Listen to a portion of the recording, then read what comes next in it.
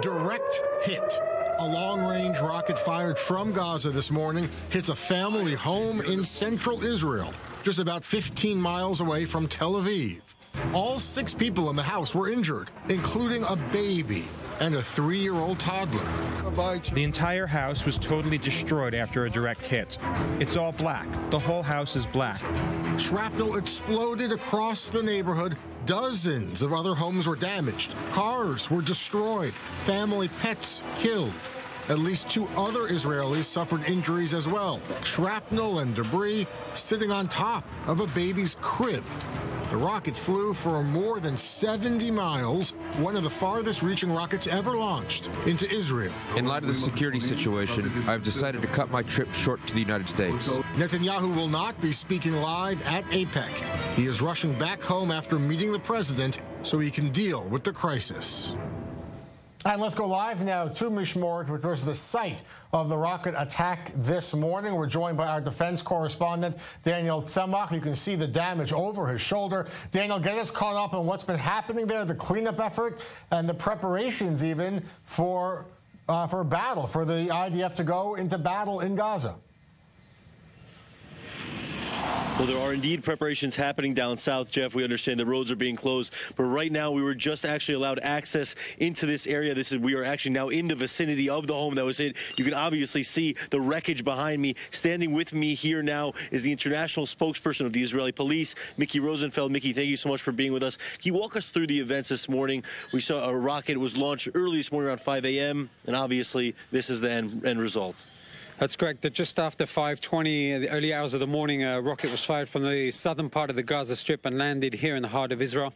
We're talking about in the area of the Sharon region, where the population here was fast asleep at that hour. We know that the families ran quickly into the safe zone and safe areas as soon as the sirens went off. They had less than 45 seconds to make their way into a safe zone, safe area, and that is in fact what saved them. But as you can see behind me, the extensive damage from that rocket, the type of rocket that was fired, obviously a larger rocket.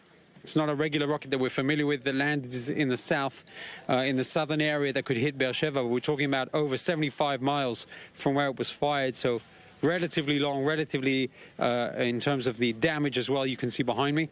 And at the moment, security assessments are being made as to the response, both from the IDF as well as the Israeli National Police in and around the different areas, both in the central district, the Tel Aviv area, as well as the southern part of Israel. So, Mickey, on that note, what is the Israeli security force response right now in the central area? Obviously, in the south, we understand more brigades are being brought to the southern area of the IDF, and other forces have been called reservists as well. But in regards to the Israeli police operations, the border police and other forces that are here, the Home Front Command is obviously here. What are they doing in areas like this that aren't used to this sort of incident happening?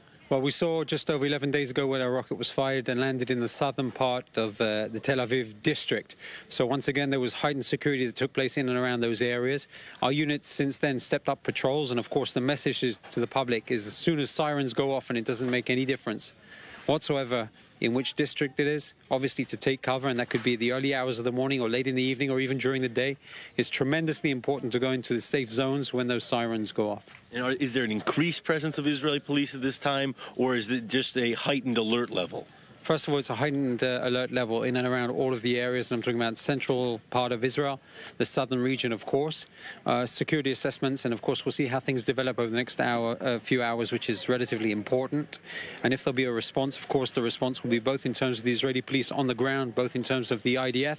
And we're coordinating closely together over the next few hours. Thank you so much, Mickey. As you guys heard there, obviously, this is not the first time central Israel has had to deal with this. Just a week ago, as Mickey said, in the southern part of Tel Aviv, there was a rocket struck. So just 2 weeks in a row, maybe 2 surprises, but a situation that has sort of thrown some security forces off guard. At least the Israeli military said so last week with that rocket fire. And again, striking an area even north of Tel Aviv. As we heard, this is one of the longest range rockets that has been launched since the 2014 Israel-Gaza war, or even ever for that matter. We're talking about well over 50 miles. And as you can see behind me, Jeff, the damage is extensive. Earlier when we arrived here, there were demolitions demolition experts standing in the impact point, which we can't make out right now. It's in the living room of this home.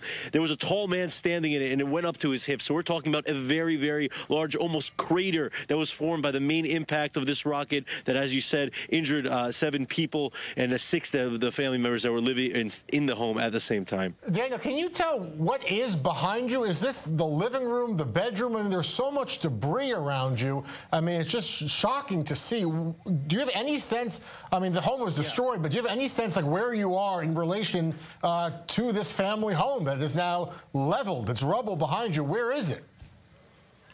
Yeah. We'll let Daniel, our cameraman, actually zoom in to the wreckage here behind us. You guys, it's really, if you look at aerial images, it doesn't look like there's even anything left. And you're looking at just external walls that are still standing here. If you make it out, we're obviously looking at wreckage. This was inside the home. What we're looking at now, your chair's obviously broken. This, what I'm holding here, Jeff, is a part of the roof. You can see the pieces like this tens of meters, tens of yards away from the house itself. On the street, obviously broken glass here. We see a baby's spoon. One of the people that was injured was indeed an infant. That's a baby's spoon there. Parts of the kitchen, obviously. Other wreckage. It's endless, really. What you can see, there's a chandelier there on the floor. All of the rooms in the house were severely impacted by this rocket.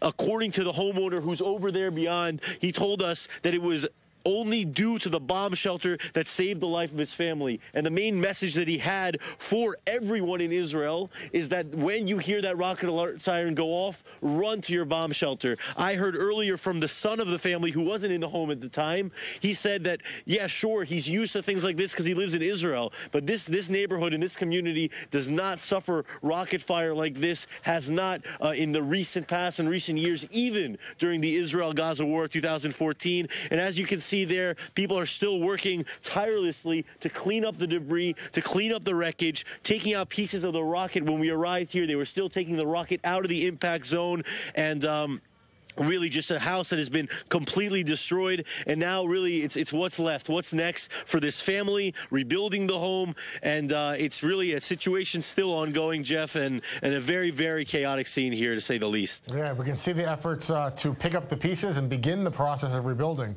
going on behind you. Thank you so much, Daniel, for that live report from the disaster zone. Back in studio, Mohammad, this was a big rocket. It was powerful enough to launch more than 70 miles, but it had a big payload too. What do we know about perhaps the origins of this rocket and the fact that this rocket ended up north of Tel Aviv even?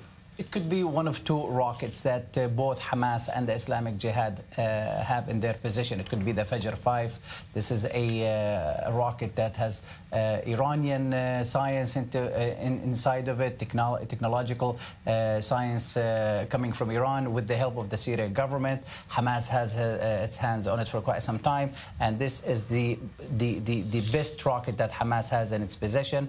It could travel the distance from 50 to 75 miles with a heavy warhead, and it could destroy a house similar to the one that Daniel just showed us, and with what happened this morning. The other one could be the J8, and it's similar, though smaller than the Fajr 5. These are Syrian technologies, Iranian technology. It's a mixture of... The Fajr 5 has Iranian technology in it with Syrian modification, and Hamas also built on it. J8 was a Chinese made at the beginning. However, in the Gaza Strip, you can't bring in technology from abroad easily, so it includes homemade modification to it, and that's what makes it difficult also to be detected by the Iron Dome. All right, Mohammad Al-Kassim, thank you so much for that analysis. The possibilities, really the 2 main possibilities of what this rocket was, where it came from, and its origins.